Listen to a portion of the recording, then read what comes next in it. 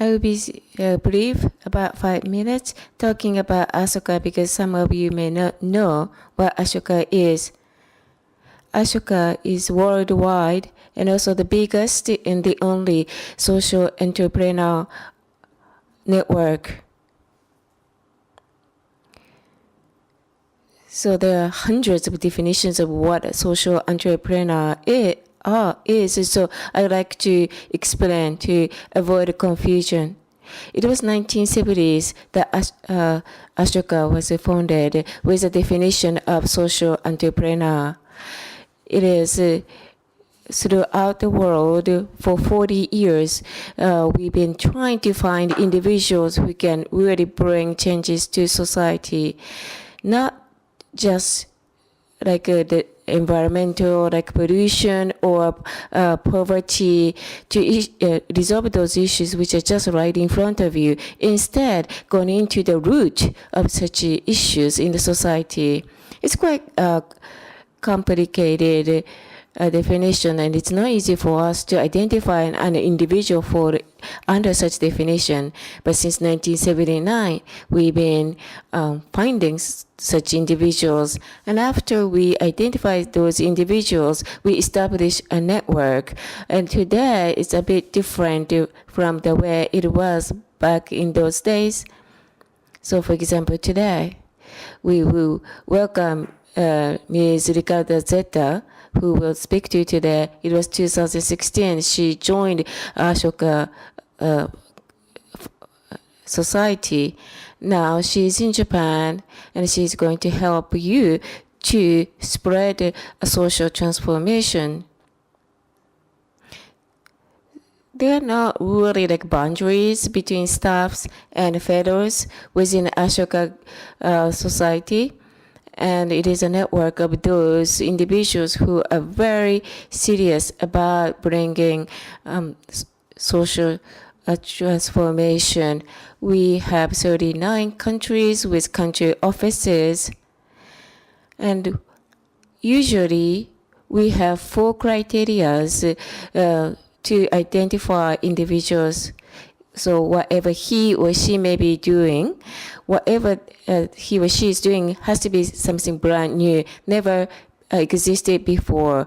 If you are trying to improve or change what existed before, there is a very much small chance of innovation being spread. So it has to be new perspective. It has to be new way of looking at things. That's what we are looking for. Next is in those people who may be in a business think it's something like totally different. If you develop like a technology and you try to acquire patents so nobody else can use your technology, that's the thinking in business mind. And of course, by doing that, you get the maximum financial benefit. However, the purpose of a social entrepreneurship is try to change the society as quick as possible, as much as possible. So it has to be something that other people can copy what you're doing. The third criteria is social entrepreneurship and social skill. Such skill has to be there in that individual. So somebody who may be so good at social welfare but doesn't have entrepreneurship, then that's not going to meet our criteria. The fourth criteria is who he or she is.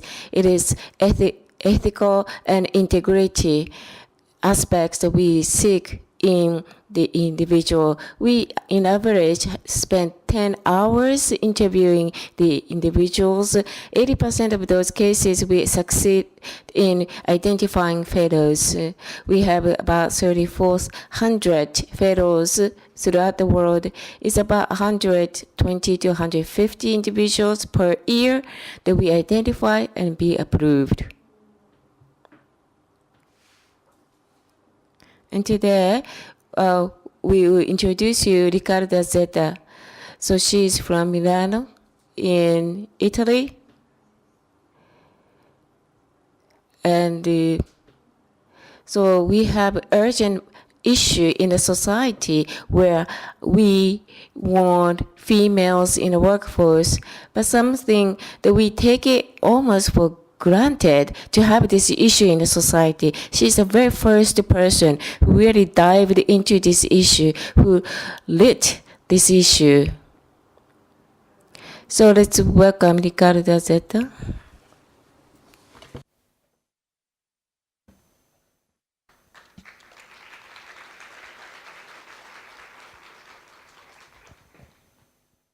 Taller. Okay. Good evening, everybody, and thank you for your time. Why are we here today? There is this never-ending issue that women tend to drop out of the workforce after becoming mothers. This is not just about Japan, but as you can see, it's a common issue everywhere in the world. Everywhere in the world, the employment rate of women is lower than the employment rate of men. If we take a closer look at Japan, your economy, which is so rich and so lively, still seems to be very weak on this aspect. This is the World Economic Forum Gender Gap Report.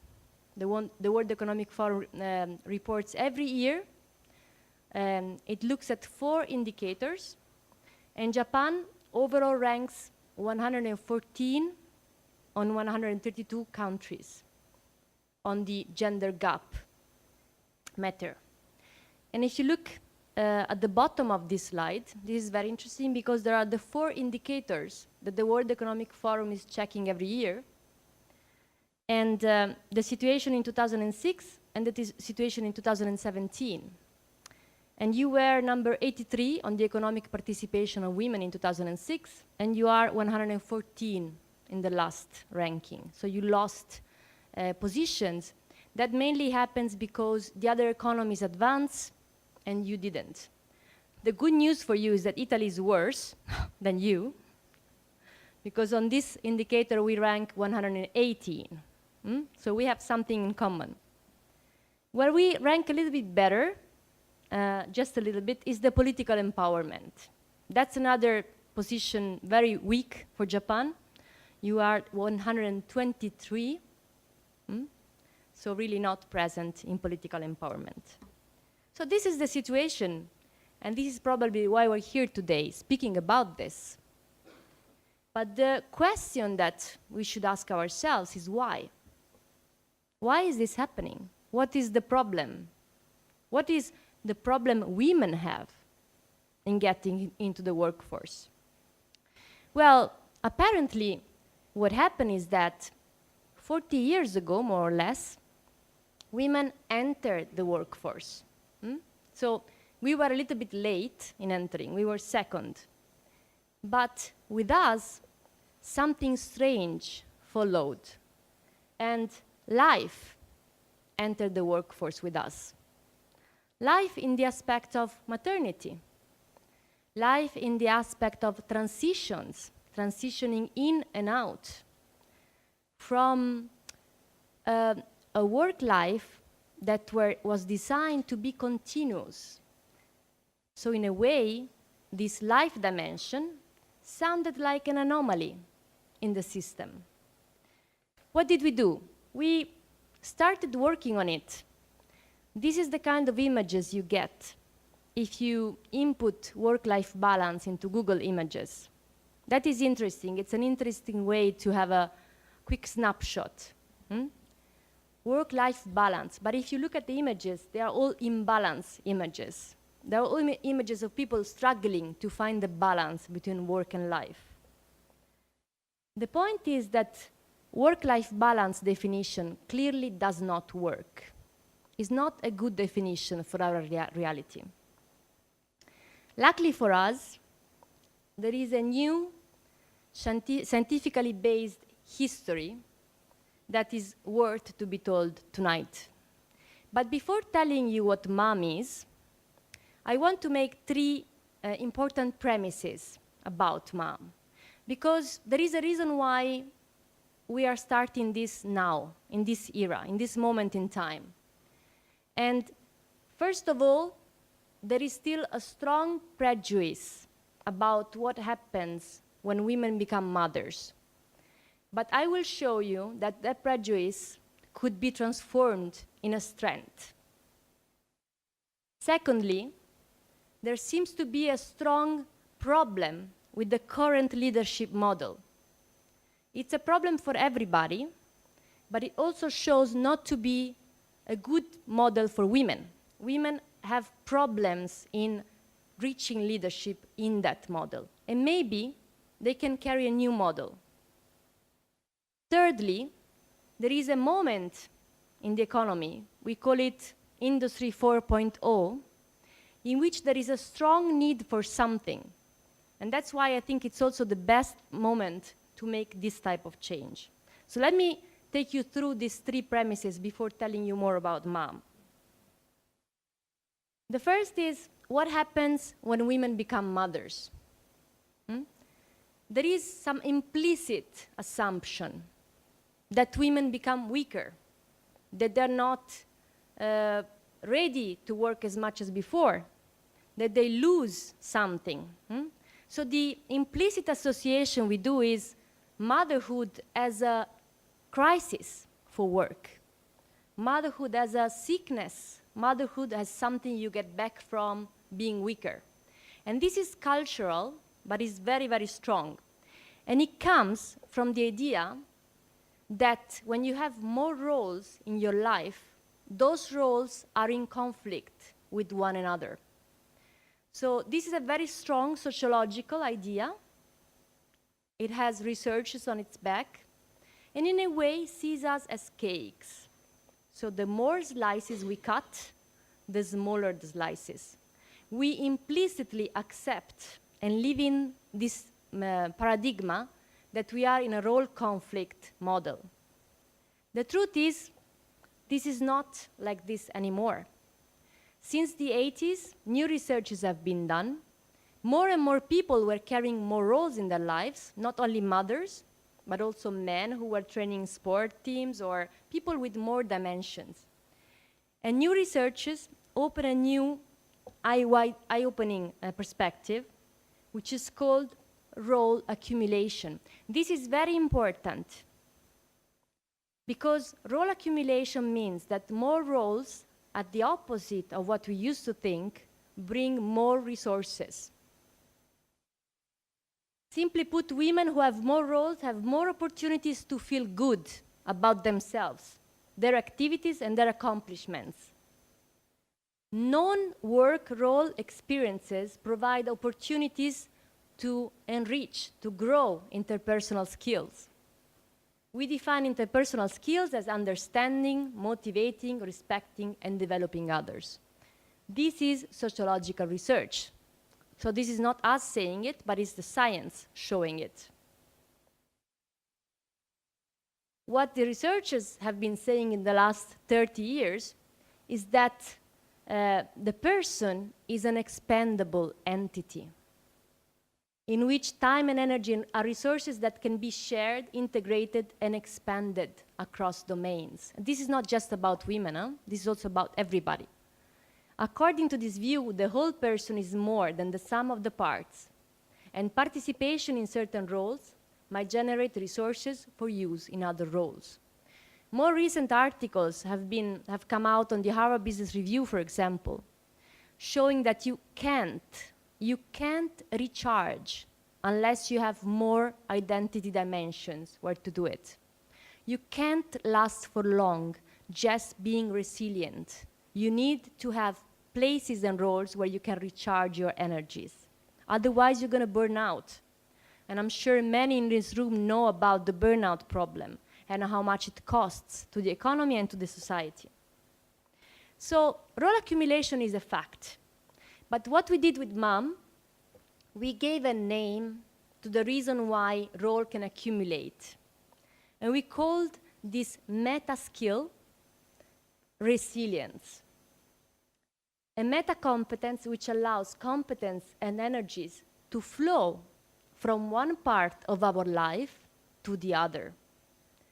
So what we do with mom, we basically teach a technique to people to be aware and activate transilience.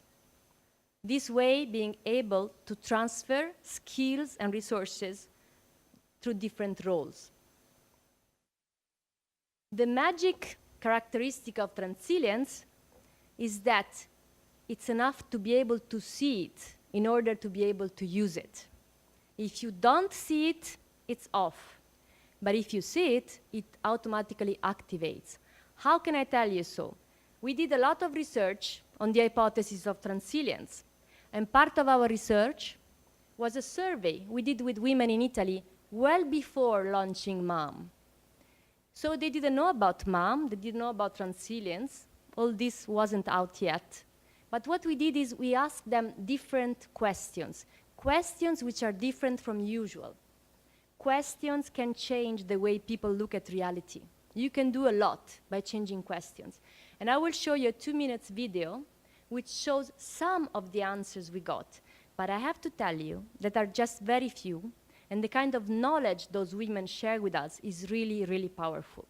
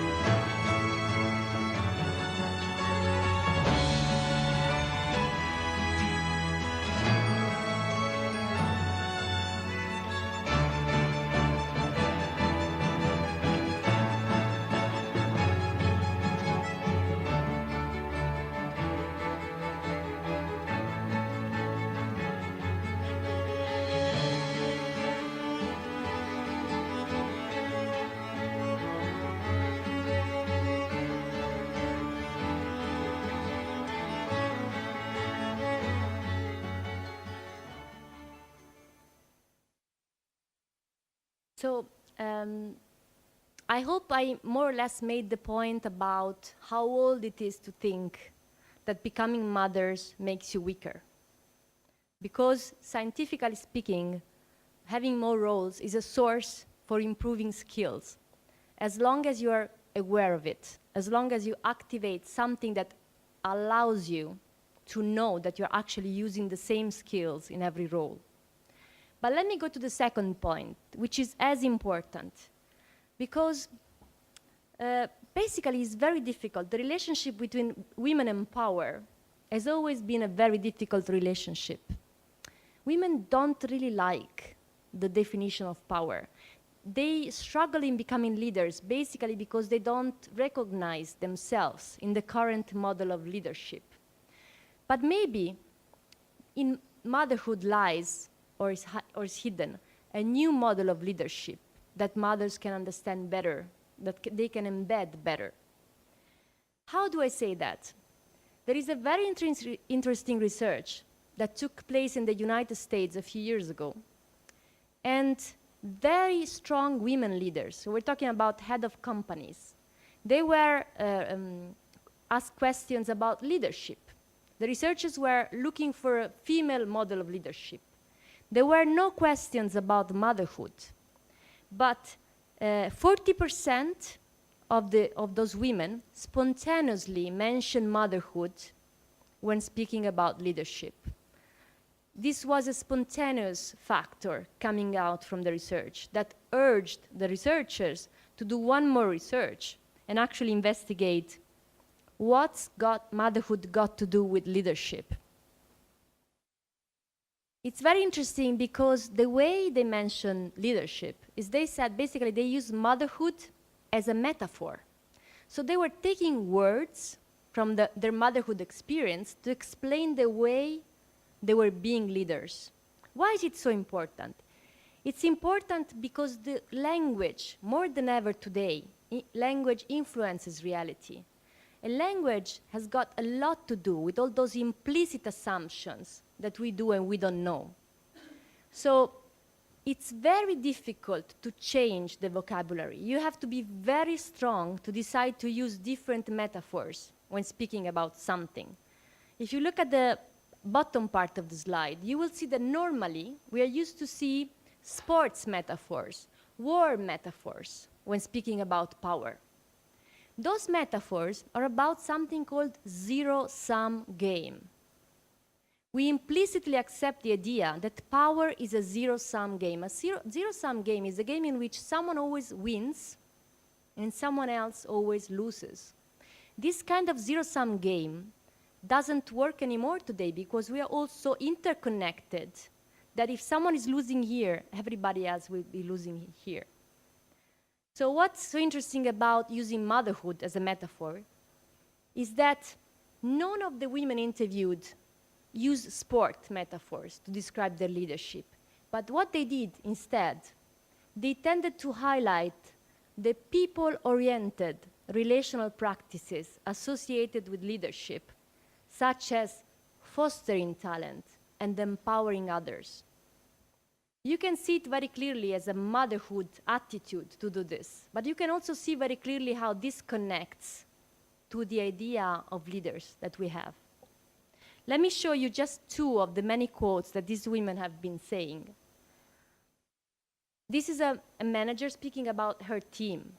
I look a lot of young people and I want to showcase them. I want to say, you know, you can do this. In a weird way, it's like being a parent at work.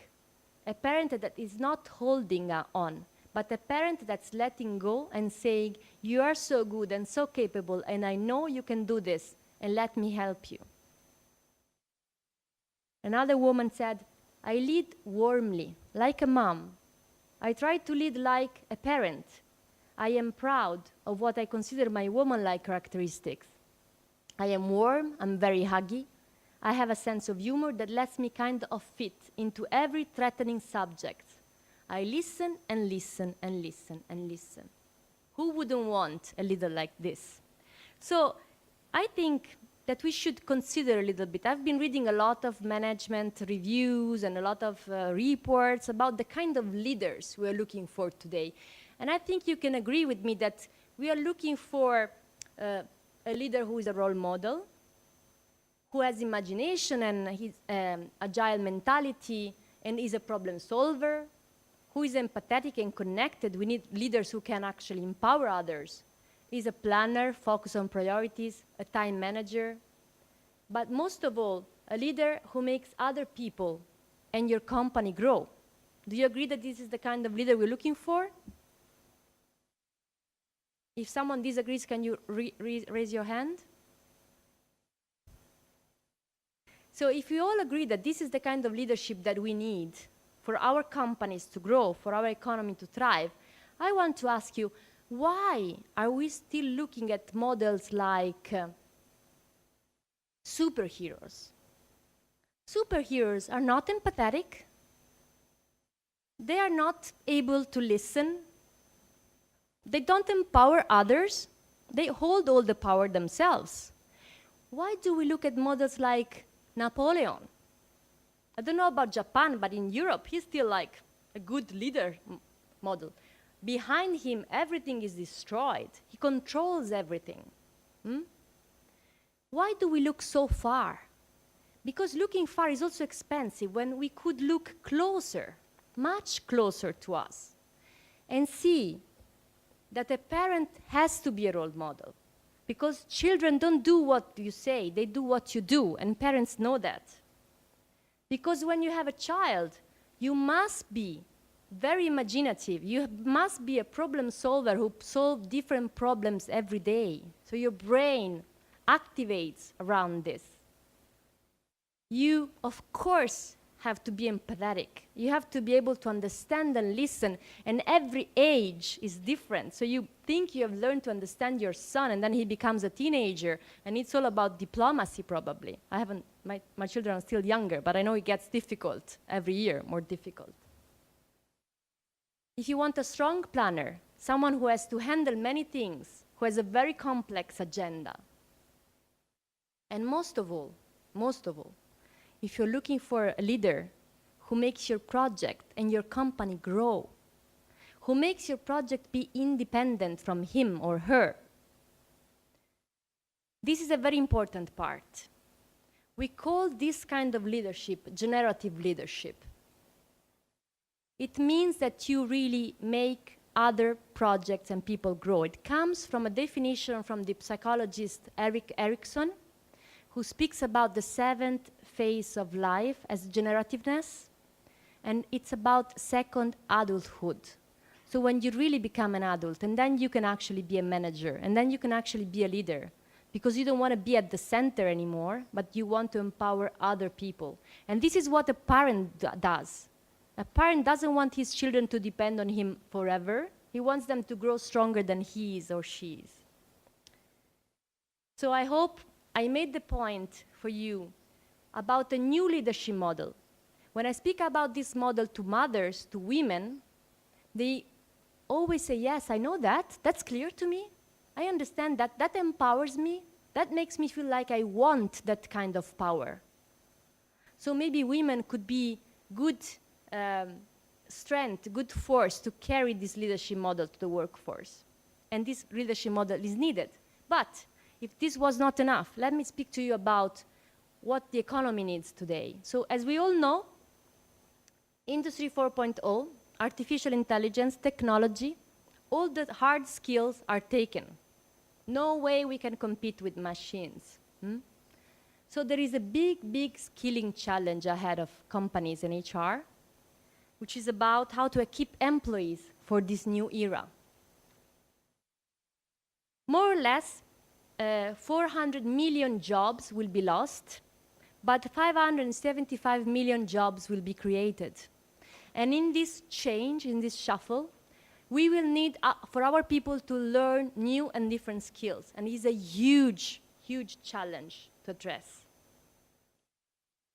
Just to give you an idea of what skills we're talking about, yes, of course, there are the digital skills. People need to be reskilled on digital. They have to understand the digital language. But more important, there are the human skills. On soft skills and human skills, human beings will still be competitive against machines. So that will be our unique spot. About this subject, the World Economic Forum is always very attentive on the work, on the word of work. So they did a short video about which are the 10 skills that will make a difference in your companies in the next years. So I will show you this video, and I ask you please to pay attention to the images behind the skills, because as every HR person knows, the biggest challenge about these soft skills is how to actually train your employees about them. It is very difficult. The theory is just 20%, then you need 80% practice, and it's very difficult to do that practice. So if we can show the video.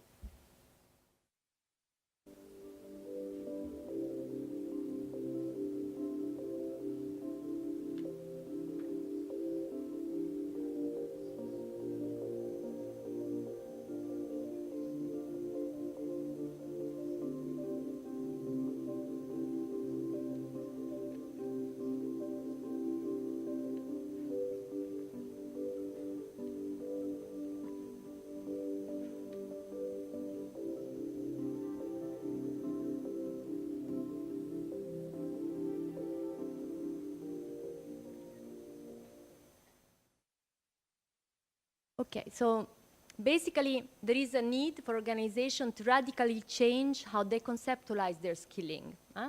And according to this report, which was done by McKinsey and Ashoka, what they did is they looked at best practices in the social arena to see if there were actually good innovative ways to do this reskilling and upskilling.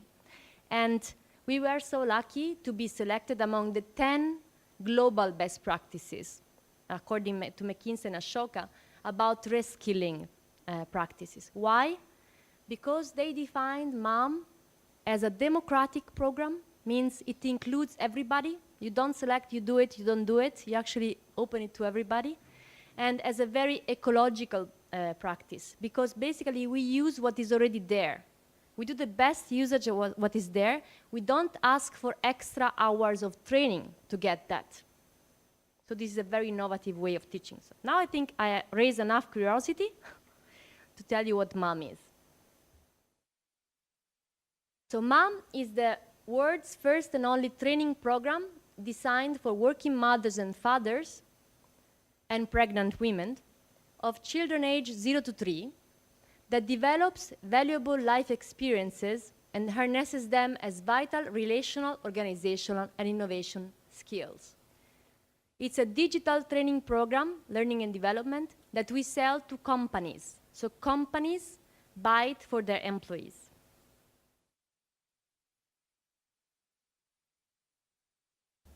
I think there is a lot to challenge in companies, and there is a very good reason to challenge some perspectives.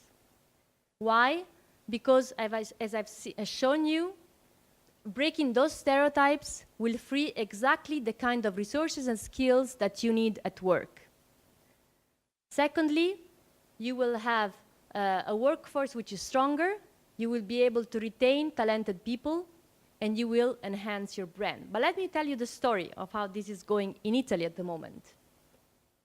We have 3 years experience. We started 3 years ago with the digital program, 2015, and we have seen an improvement in the soft skills from 5 to 35% in the users. 98% of participants are giving the content a positive rating. They would recommend this learning program to other people.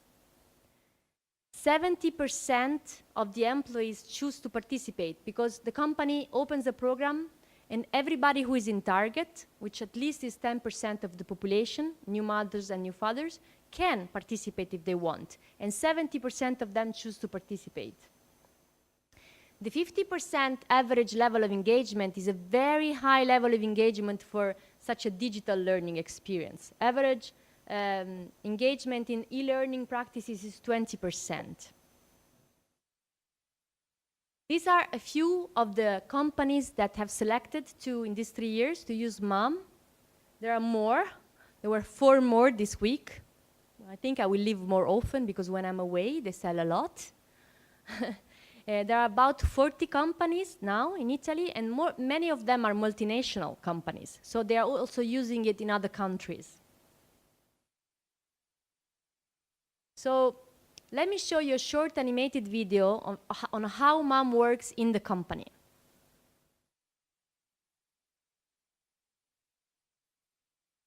MAM is the only program in the world that turns the experience of parenthood into a master's in soft skills development. By combining digital practices with everyday life activities, MAM increases the human capital at the disposal of people and companies. Let's see how it works. Here's Paula, who works in customer service and will soon be on maternity leave. John, who's been a dad for 6 months now. And Francis, who has 2 kids aged 1 and 3. Their companies subscribed to MAM and they signed up for the program. While she's on leave, Paula follows the program at home, and when she goes back to work, she realizes just how much she has learned.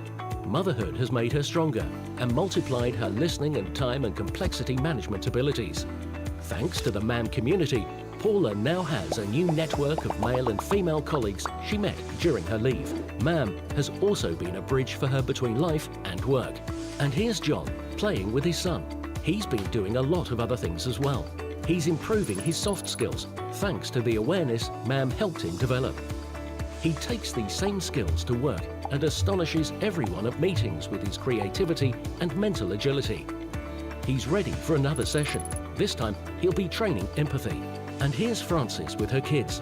She now exploits her problem-solving skills to the maximum. She's discovered that the method works in the office too, not just at home. The training with her kids really has been effective. She's ready for the MAM diploma. She's 35% better at delegating, 16% better at problem-solving, 22% better at decision-making, and 31% better at managing time and priorities. Thanks to MAM, Paula, John and Frances have learnt how to transfer energies and skills from their parenting experience to work, and vice versa. And sharing all of this enables that vision to spread throughout the company with a positive impact on work climate, collaboration and people's engagement. With MAM and the thousands of people taking part in it, life and work are no longer in conflict and can finally enter into synergy.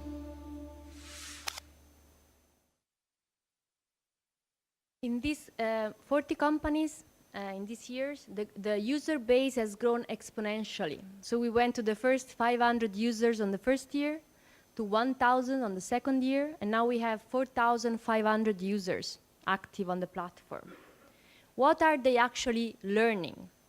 They learn the method, so they acquire the method, and then they can practice the method on 12 skills. 12 for mothers, 9 for fathers, just because we want to stimulate fathers to be more present in caregiving. So the 12 skills, as you can see, are relational, such as empathy, listening, communication, and collaboration. They are organizational skills, such as delegation, time management, decision-making, and managing complexity. And they are very unique innovation skills, such as problem-solving, creativity, mental agility, and vision and change management. Very hard skills to learn in classroom, very easy to recognize and practice in your daily life, in your daily challenges with your children. But it's also true, and we are seeing it more and more, that some of those skills are actually good at work and can be improved at home.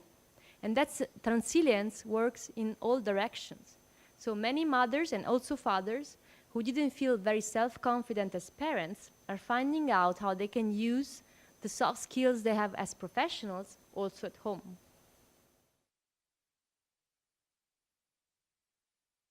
What's very interesting now that we finally have quite a good user base is that we can see some demographics and we can see the efficacy of the learning method on different levels of the company. So we have, first of all, strangely, we have very many customer sectors, different ones, from banking to automotive to energy to pharmaceutical to luxury goods. And we have 50% of the users have their first child, the other 50% is the second one, very few is the third one. The average age, as you can see, is pretty high, 37 years old, both for mothers and fathers.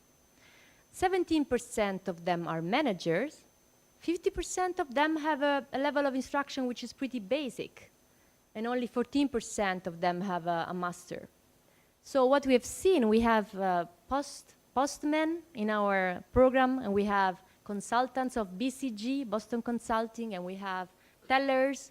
And basically, it seems like the parental experience is enough transversal to be effective on every kind of target. That's why we are mentioned as inclusive. What we have seen with the companies, that they had got many benefits more beyond the skilling of their employees. They actually could capitalize on people who were more engaged. This is very important. A strong feedback that the people are giving us is that the fact that the company is valuing this part of their lives is making them feel more engaged, more close to the company. They receive from us quarterly reports that give them a lot of information about what's going on the platform. It's like having a permanent focus groups on key matters, so they can actually engage the employees better. They can invite the entire organization. We have direct beneficiaries, the users, but then there is an impact on all the company because new conversations are triggered for the fact that the company applies to MAM. And there is a very strong impact on the corporate branding. I would tell you that external communication works very, very well. This is a very easy to communicate program. And we can also use, and we use a lot, what the employees themselves say about it. They become ambassadors of the company. And of course, there is a little of saving money because this training is much less expensive than any soft skill training you can find around. And it also cuts some costs about welfare because people are feeling better. Let's look at what people say and what they find. They are very vocal with us. They give us a lot of information. They respond very much to our surveys, but they also write a lot on the program, so we know a lot about them. And they say that they feel more motivated, that their self-confidence grows. 85% of the mothers say they feel stronger after having the program. They also say that they think they're better in their skills. They think they have better skills. We are now starting a research to investigate the emotional intelligence level of our users. We work a lot with universities because we think we are generating a new way of looking at this reality, and we want the academic world to participate, measure it, and write this story with us.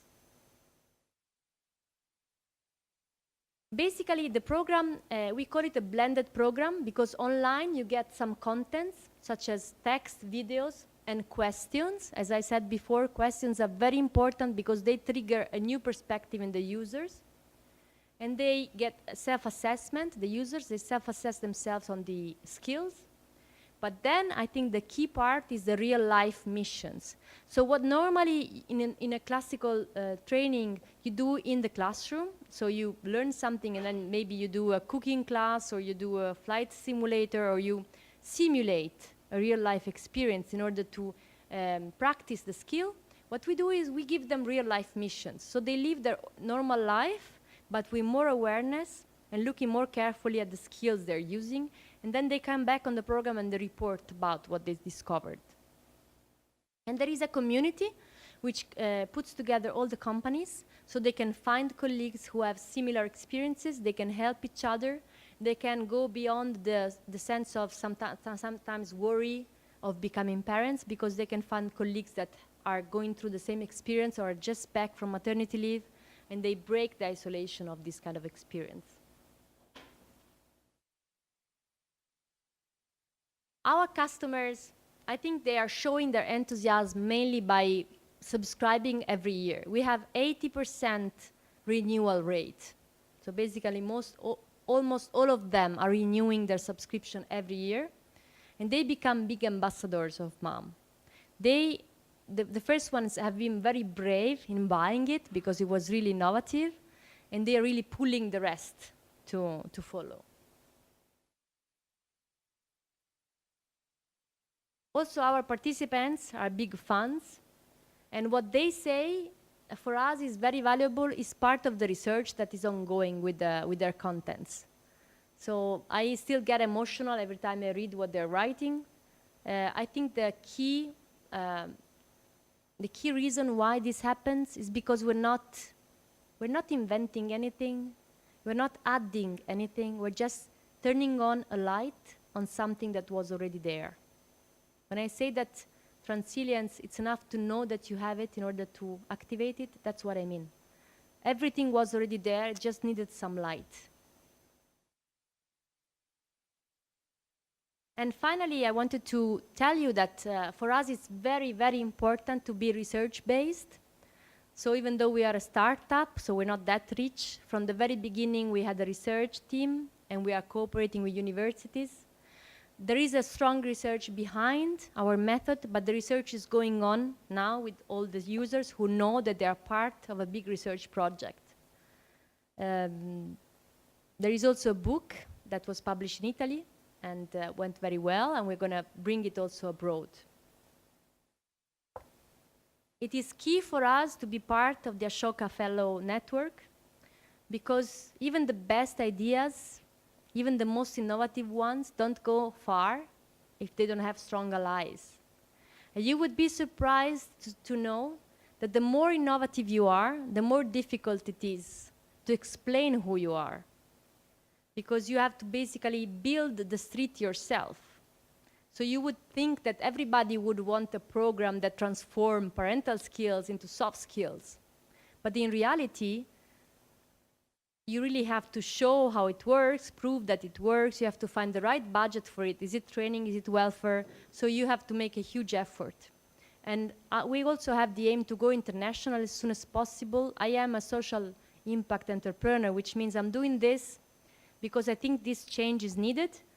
And I think that the market is a very good place for having an impact. I believe in the market dynamics to accelerate change when it's good. So going back to the video of the World Economic Forum that I showed to you before, what we did with mom, simply, very simply, we kept the skills and we changed the images. So let me show you the video in our version.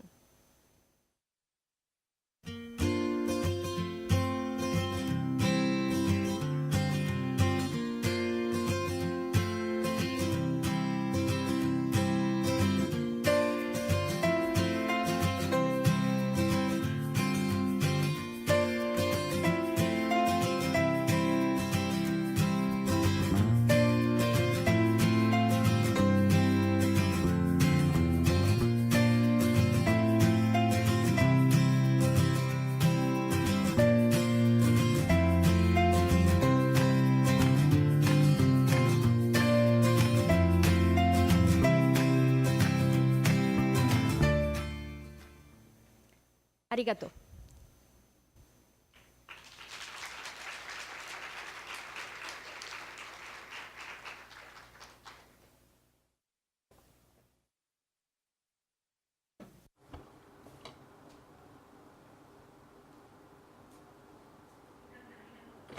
Thank you so much, Riccarda. Now we would like to take a 10-minute break, and after that we will resume as a part 2. So please come back to your seat by 7:35.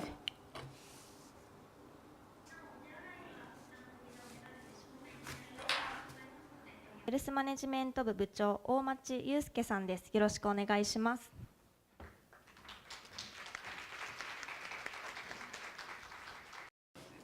I'm Omachi of Mizuho Bank. Riccarda, thank you very much for your wonderful presentation. So now, in this second part, I would like to start the discussion with Riccarda. So before asking question to Riccarda, let me briefly kind of explain about the relationship between Ashoka Japan and Mizuho Bank. Mizuho. So Ashoka Japan is Mizuho Financial Group has been kind of implement various measures to solve the social issues as a strategical partner from 2011. The social mission of Mizuho is to solve the social issues through the finance. So that is the main mission and the role of us. And I know that the mission of Ashoka is that to kind of break the wall of the existing stereotype and what have been seen as an ordinary or the normal. And change the structure of the social problems. And so therefore, we strongly agree to such Ashoka's mission and idea. So therefore, Mizuho would like to kind of commit and support the activities of Ashoka hereafter as well. And I would like to move on to the question to Riccarda then. Well, I received many questions, and so therefore I will be asking those questions on behalf of the participants, and I will open the floor at the end of this discussion. Okay, so shall we start? Okay, then first question. So, mom, that Riccarda advocates has been introduced in the Postal Bureau in Italy as well as the Milan municipal government.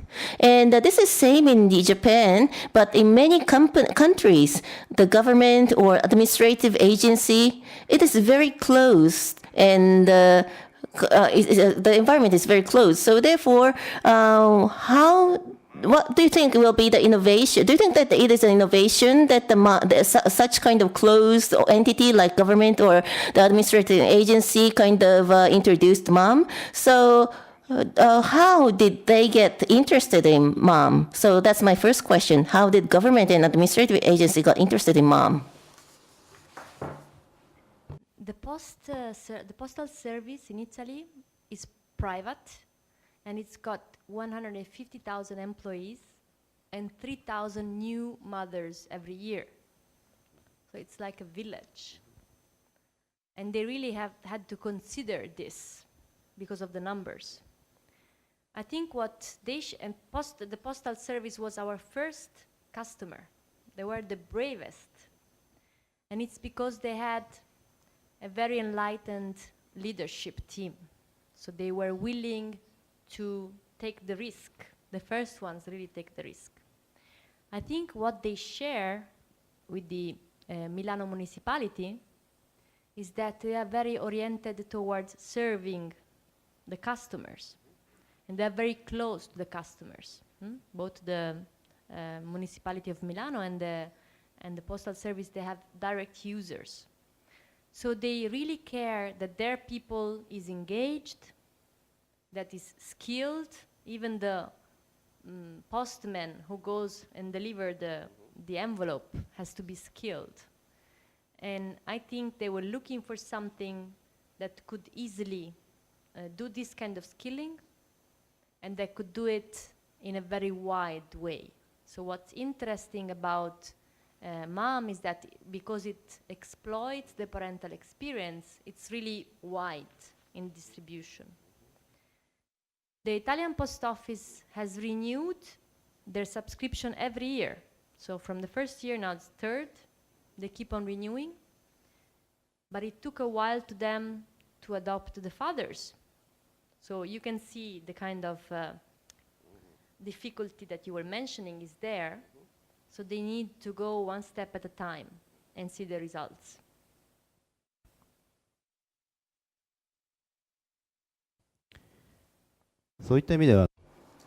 So in that sense, from your first proposal, I think it took pretty much time, you took time from the first proposal, I think. So in such kind of close administrative agency or the postal bureau, so how long did it take from your first kind of presentation to kind of, once they accepted? And also, what kind of change or impact were there? How do you see those impact and change through MOM? It's a long process. I would say in Poste, it took almost 12 months for them to adopt it. In the municipality, it was a bit shorter, but not much shorter. And average companies take from 6 to 12 months to decide to buy MOM. So it's a long decisional process. The kind of change we have seen, we can get the feedback from the users and from the HR departments. We can't see a system change yet because it's too soon. But the users are telling us that they really recognize the program. I would say for the users, it's easier to understand and to adopt the program. The HR people and the managers are one step behind. Sometimes they're not even 100% convinced when they take it. Then that's why we provide a lot of information. We provide a lot of reports. How is it going? What the people are saying? What kind of skills they're learning? And with Poste, we piloted also a new tool for managers. That's also very important. We piloted it with Poste, so we had a pilot last year, and now we are giving it to all our customers.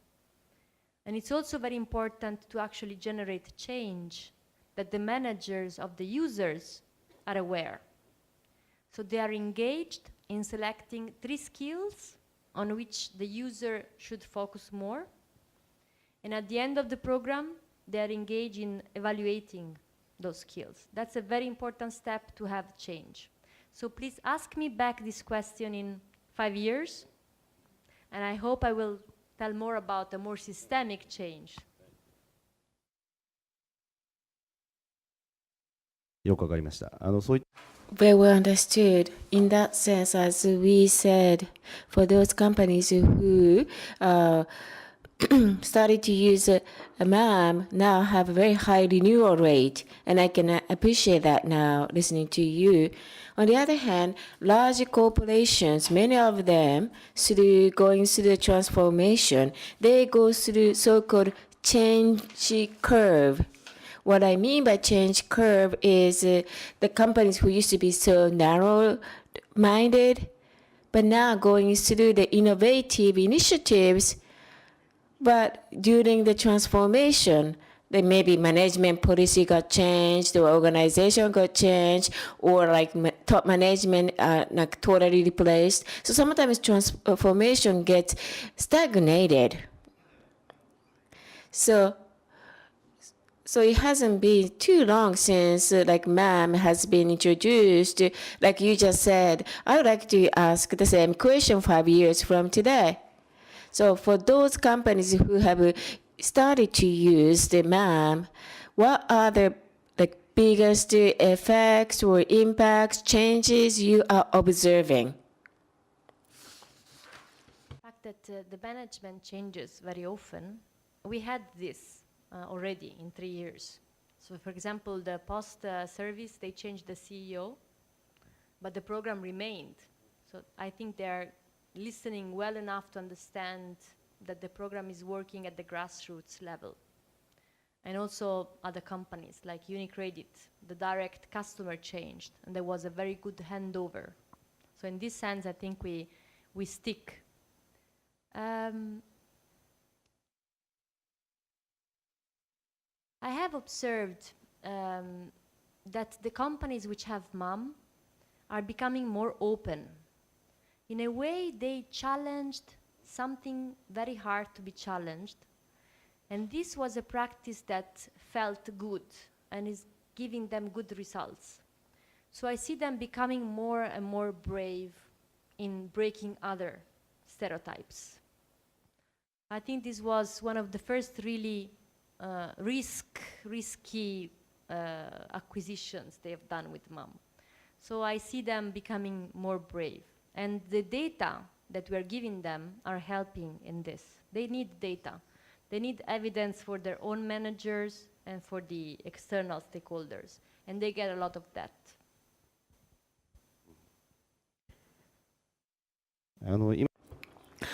What you just said is very interesting.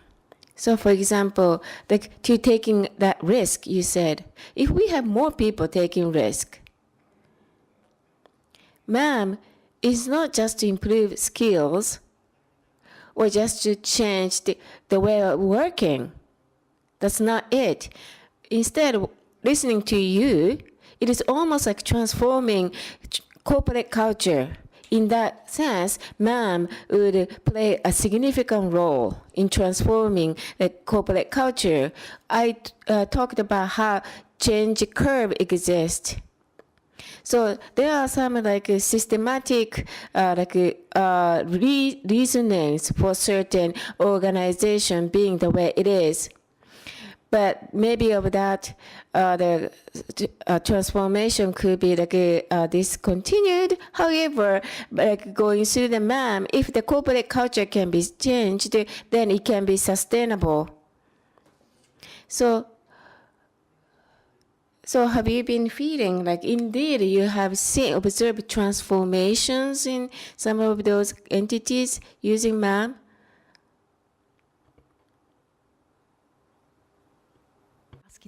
Difficult questions. Not yet as much as I would like to. No? So it's too short. Or this is my hope is that it's a matter of time. Because I would say the first companies which are buying MAM are not exploiting the full potential of transformation of such a program. Much more could be done to use this program to actually change the culture. But sometimes The companies which buy it want to test it for long before actually starting also like the fathers after the mothers, the managers. It's one step at a time. They're being cautious. And normally the ones who buy it tend to like it a lot and at the same time protect it a little bit. I would be braver. I think it has a better impact if you actually involve everybody at the same time. If you engage the leaders around it, if you ask the leaders to be role models, they should be the first ones to use it, to advocate it. But it's not like that. So I'm also hoping that in a way we are empowering a critical mass of people inside the company through MAM that will help this kind of courage come up.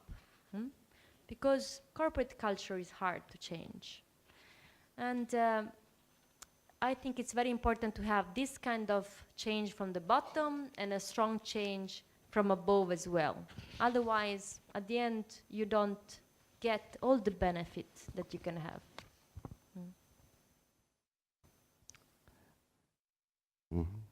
わかりました。 Understood.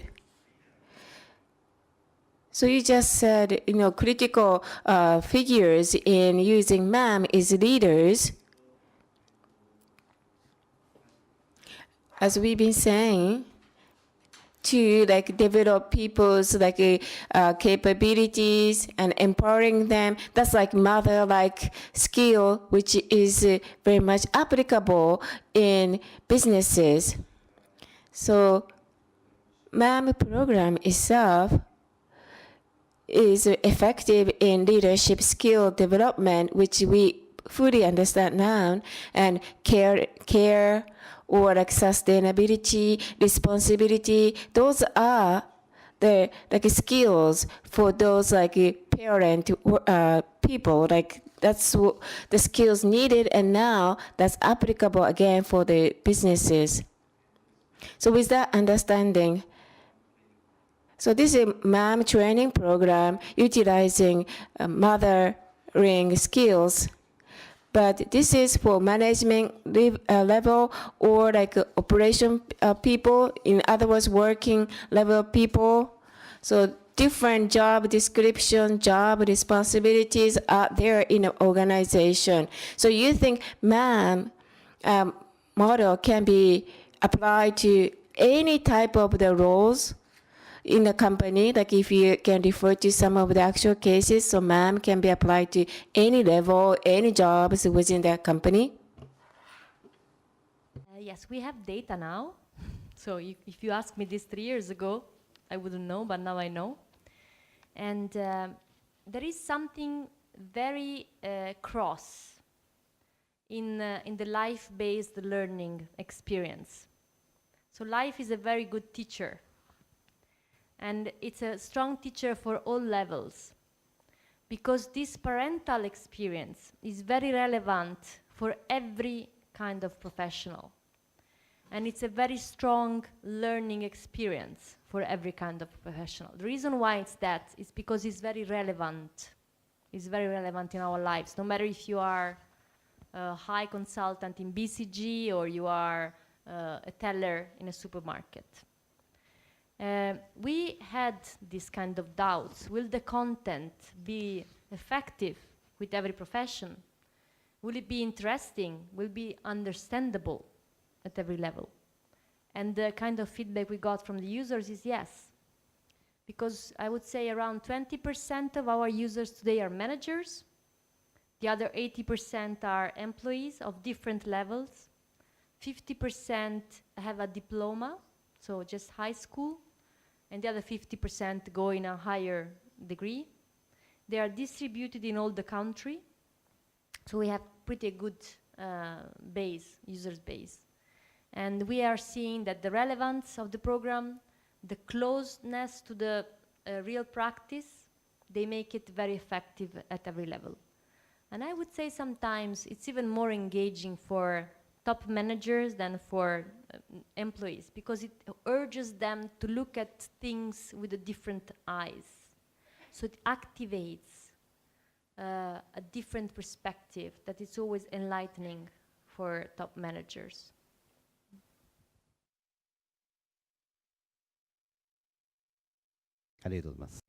Thank you very much. So I'd like to change my question.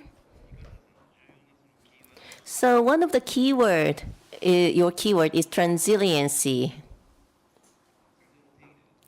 And the definition of transiliency is that the kind of flowing the energy you used in one role to the other role. And I think that was the definition of transiliency. And so I have two questions on transiliency. So first question. So in your presentation, so this transiliency will will focus on the daily habit or what people take it for granted. And if you look at from a different perspective or different angle, then you will be aware of a different skill. So therefore, this is kind of change in the perspective. That was very important point for me. I think this point is very much, this change in the perspective is very much similar to the systemic change which Ashoka advocates. And Riccarda, in your presentation, you said that you kind of put the light on what already existed. So my question is, well, this is something kind of related to innovation. So, like our daily habit, or what we take it for granted, or what we think is ordinary or natural, normal. So, if we are to change the perspective, how we look at those daily habits, what is necessary? What is necessary for us to make that kind of a change in perspective? Riccarda, you said that you just put the spotlight on something already existing, and I think that is the mom. But how do you think we can change our perspective? As a starting point, no. So, one good way of changing the perspective is changing the questions. We sometimes see always the same reality because we tend to ask always the same questions. We are sometimes even a bit afraid to change the questions and see a different reality. But it can be surprising to see how a different reality is simply more adapted to the present. So it's a little bit like if we had an old frame around a new reality. And the old frame is too small or it's the wrong shape. And the reality is a little bit uncomfortable inside it. So the point is, you don't need to change the frame if you are comfortable with it. You see there is a need for changing the frame when you feel uncomfortable, when you see that something is making you unhappy, when you see that something doesn't work. So that's the case in which you can try to change the questions, change the frame, and discover that that shows a different reality. Basically, the method itself, it's about self-awareness. But even becoming aware that you are uncomfortable, that's a big step. That's probably the most difficult one. Identifying the fact that something is wrong here. And the second step is becoming aware that nobody else will change it. You have to do it. Sometimes I ask, raise your hand if you think you have power.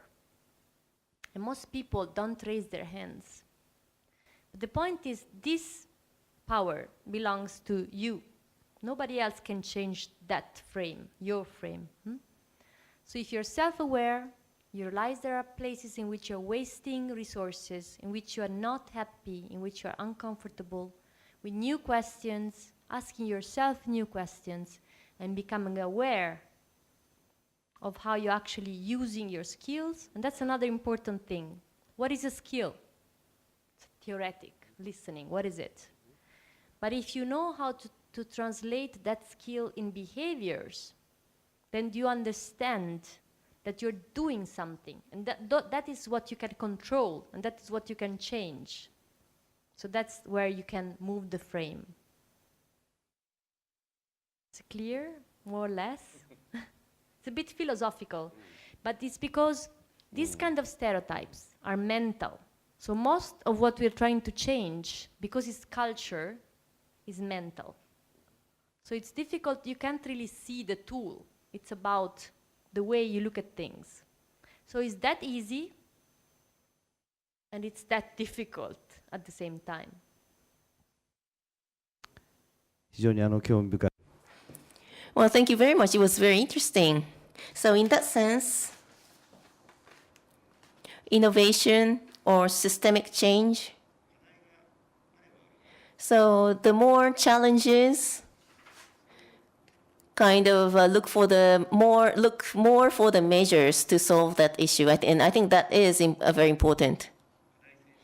And it is said that Japan is very advanced in having issues and challenges.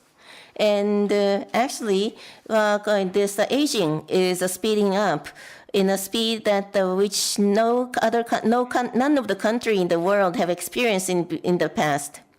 So in 2025, it is said that in Japan, the population above the age of 65 will be 30%, and in 2050, that the ratio will go up to 40%.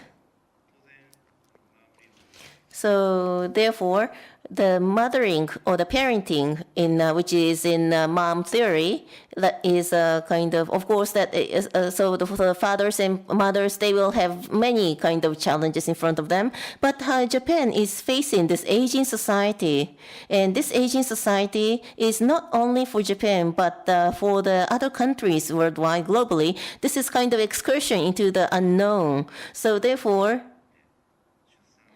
childbirth and child rearing and parenting was a kind of matter for the mother and the fathers. But however, we expect that the long-term care for the elderly will be much bigger issues in the future. And so Riccarda mentioned the transiliency, and the mom it says that you're going to shift the ability or the skill that was generated from the parenting to the other roles. But however, do you think that the skills that you got from long-term care will be also kind of be adapted or adjusted to the society? I think this is very interesting theme. So how do you think, Riccarda? Very important to know that transilience does not work only with parents, but it works whenever you have more roles and whenever you're a caregiver. So of course, it refers also to when you are taking care of your own parents. We also did a research about cancer, and people who got cancer and got a very strong challenge in their lives, they improved their skills. So every big transition in your life generates skills. And every caregiving activity in your life generates skills. Life itself generates skills. So we are now researching also the caregiving towards elderly parents. The hypothesis is it does produce improved skills, and we're just testing it with this kind of experience, and we are sure, 100% sure, that this is true. And this will help, because sometimes you feel like you have to divide between one thing and the other, and that requires an extra effort. But if you open the door to this flow, even taking care of your own parents, which is even probably harder than taking care of children, that becomes something that you can get energy from and bring it somewhere else. So overall, I think we can make life easier and lighter and even funnier sometimes. Because, for example, if you realize that the trick you used yesterday with that customer to convince him to do something. You can try it with your own father to convince him to do something else. You try it and it works, and you're more effective. That's not only more effective, but it's also funny sometimes. And I think we need some more smiles, even in those activities.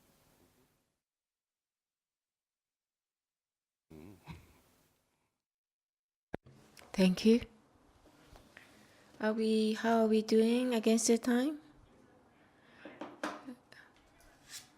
Okay, now we open to the floor. We like to receive questions from the floor. Please just raise your questions, not comments. Please question.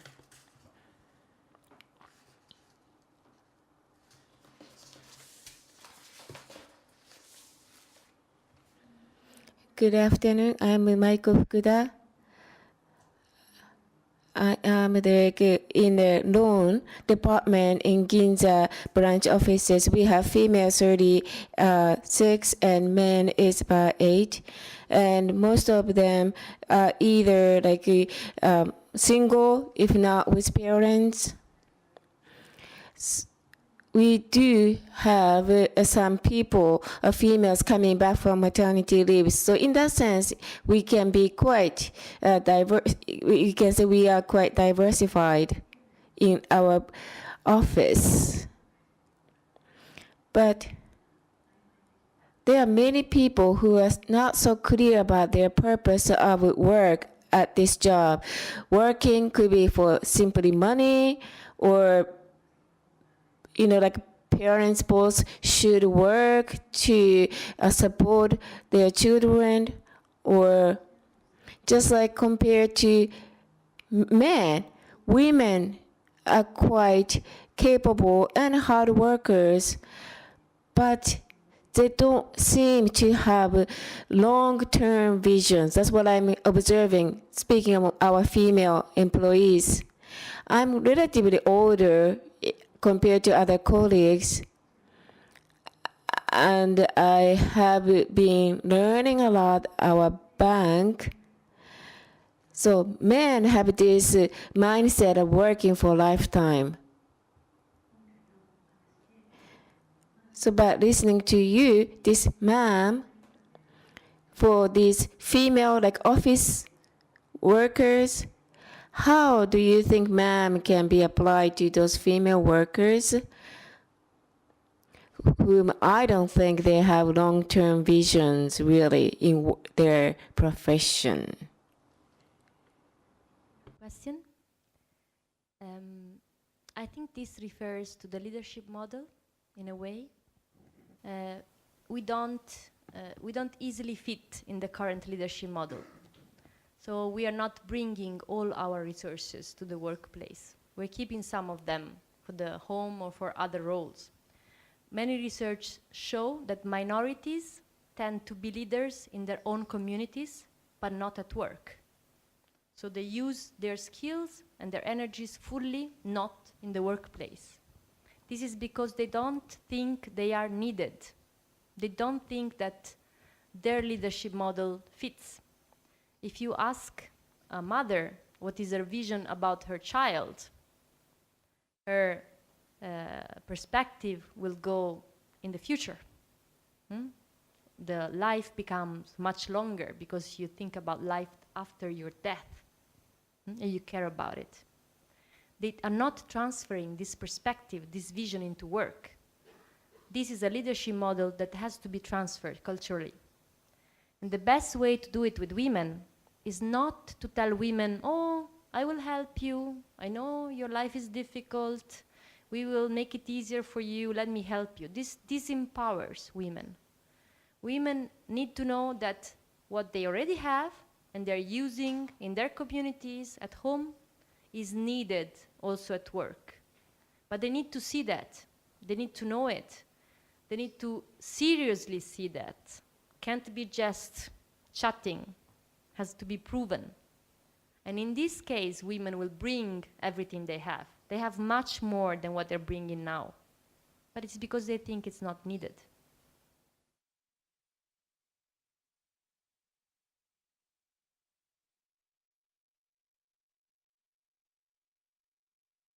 他にいらっしゃいますか？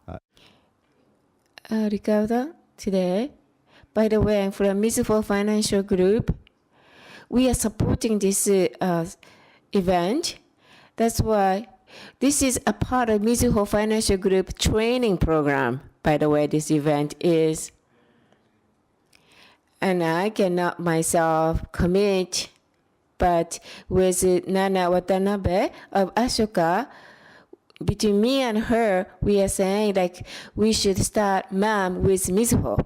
So once that day comes, I want your support.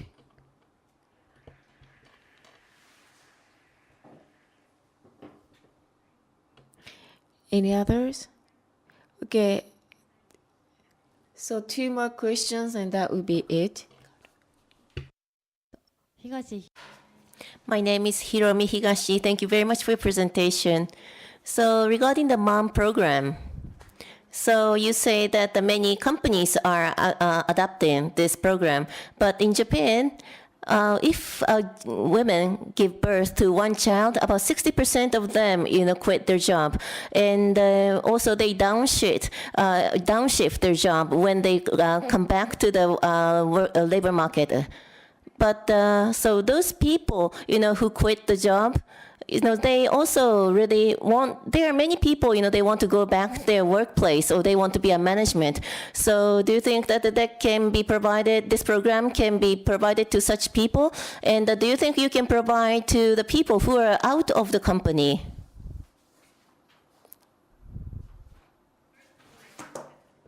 Less people will leave as a starting point because companies won't let them go. But yes, MAM program works also with professionals directly. It's a different sales model.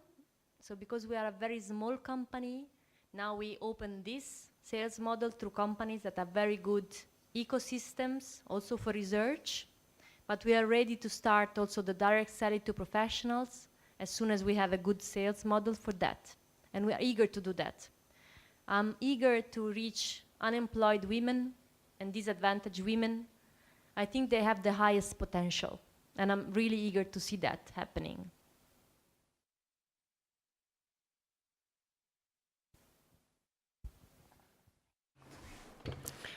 Moving on to the last question.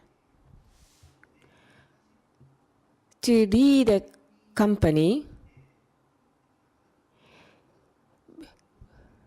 do you think do you have specific cases where being a leader in a company would be good skills that you can gain for parenting? Because today Japan is facing this a low birth rate. So do you think being a leader in a corporation, that skill can be applied to parenting? It's kind of vice versa. This question I never got before.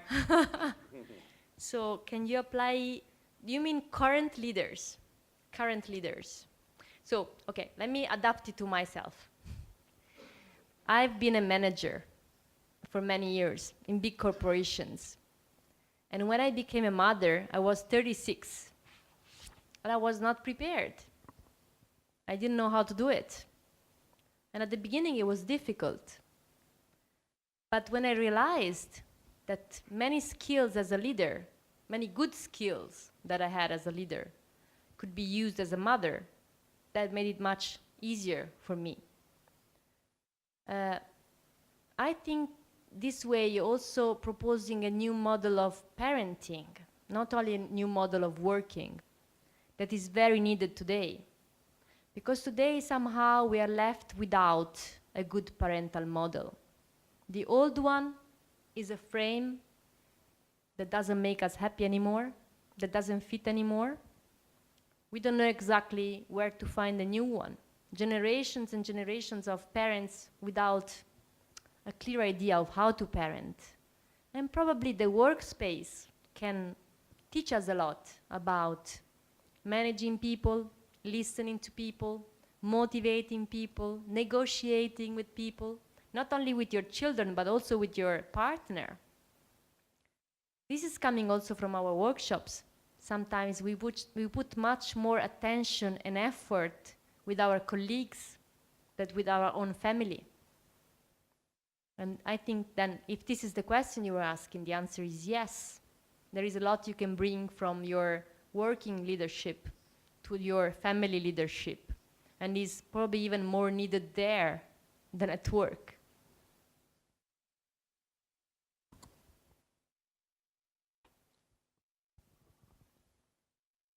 ありがとうございました。 Okay, thank you very much. So, although time is limited, I think we had a very nice time, and we would like to close this discussion second part with Mr. Omachi and Riccarda. Thank you. And lastly, the founder and CEO of Ashoka Japan, Nana Watanabe, will give the closing remark.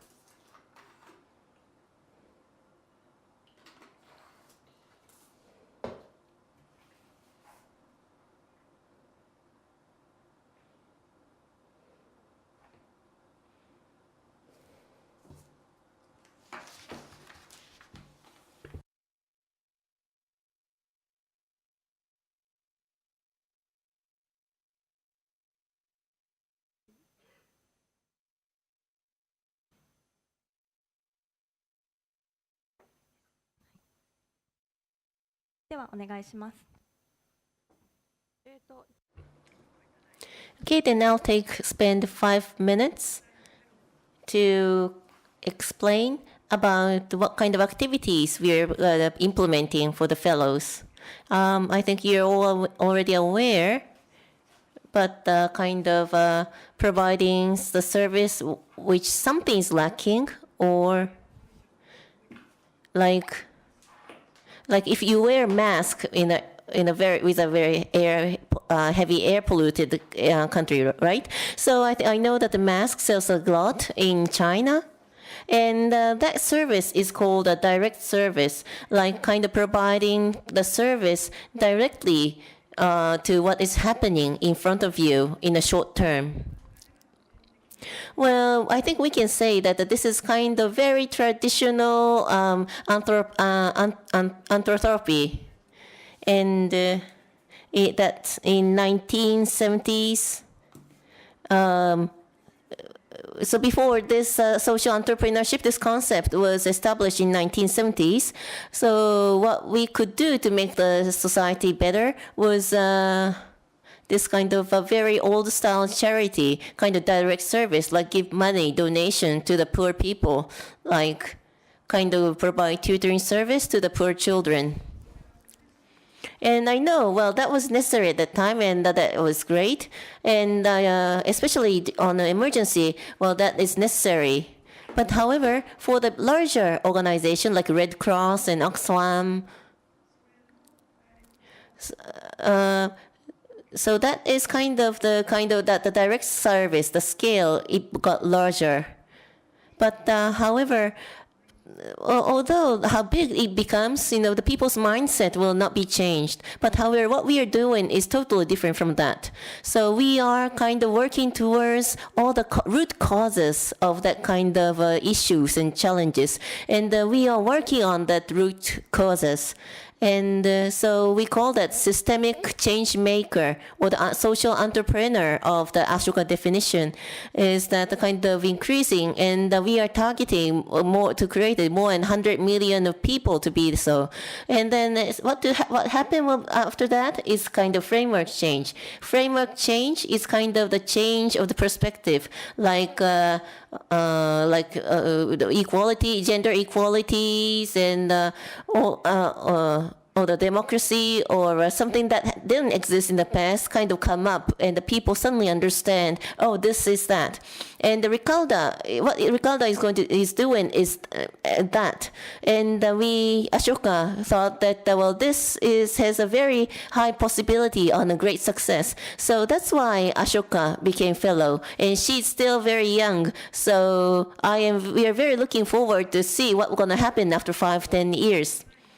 And 3 years ago, Kaida Sariati, who won the Nobel Peace Prize 3 years ago,